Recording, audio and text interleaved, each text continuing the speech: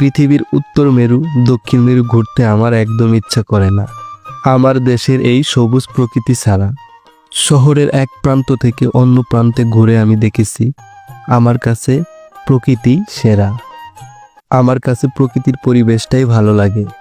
প্রকৃতির পরিবেশটা আমার কাছে মায়ের জায়গা, আর সেই মায়ের টানে বারবার চলে আসি প্রকৃতির মাঝে। যদি কখনো তোমার মনের মধ্যে কোনো কারণে অশান্তি লাগে, তাহলে মনকে শান্ত করতে প্রকৃতির মাঝে হারিয়ে যাও। প্রকৃতি কখনো তোমাকে ঠকাবে না, প্রকৃতি কখনো তোমাকে নিরাশ করবে না। তুমি তাই প্রকৃতির মাঝে চলে আসো।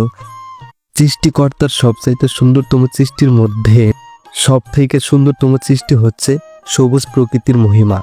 হ্যালো ভিউয়ার্স, আসসালামু আলাইকুম। আবারও আজকেও গ্রামের প্রকৃতির সৌন্দর্যের ভিডিও নিয়ে আপনাদের মাঝে হাজির হলাম। দেরি না করে চলুন ভিডিও শুরু করা যাক।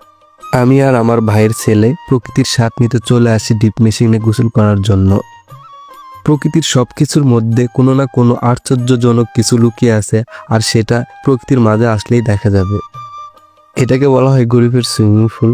এখানে আমরা নিয়ত করছিলাম দুজনে গোসল করব, তাই তাড়াহুড়া করে চলে আসি আর এখানেই গোসল করছি আজকে।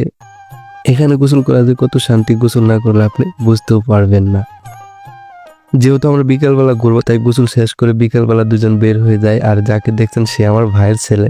সে ছোট হলো, অনেক সুন্দর বাইক চালাইতে পারে। আর আমরা বাইক দিয়ে যাইতেছিলাম আর প্রকৃতির দৃশ্য দেখতেছিলাম। আর আমাকে বলতেছিল যে আমার বাইকটা যদি আরো বড় হইতো তাহলে আরো অনেক দূরে চালাইতাম, কিন্তু যা চালাইতেছে মার্শাল্লাহ অনেক ভালো চালাইতেছিল। আর এখানে দেখতেছিলেন ফুটবল প্রেমিক, তারা ফুটবল খেলতে যাইতেছিল, তাদেরকেও ক্যামেরা বল। মূলত আমাদের গন্তব্য ছিল আমাদের খেজুর বাগান দেখতে যাওয়ার। আমরা চলে সেই উদ্দেশ্যেই রওনা দেই দুইজনে।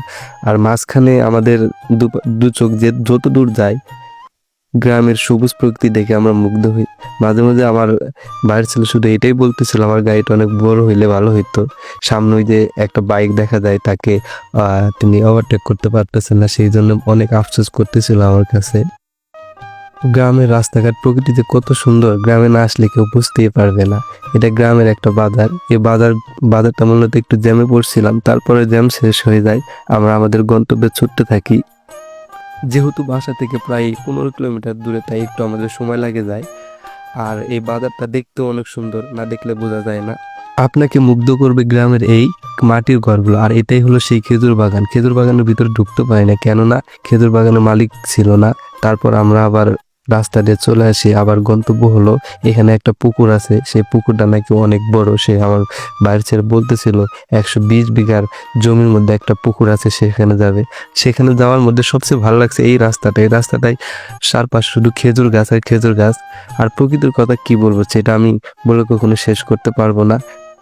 রাস্তার পাশে মাটির ঘর দেখতেই ভালো লাগে। এই মাটির ঘর দেখতে দেখতে আমরা চলে আসি আমাদের গন্তব্য যেহেতু ছিল 120 বিঘা পুকুর দেখতে। এটাই সেই 120 বিঘা পুকুর।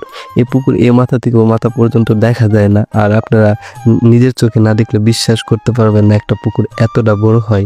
এখানে আসলে অবশ্যই আপনার মন জুড়াই যাবে। এটা অনেক বড় পুকুর, বুঝতেই তো পারছেন, 101 বিঘা।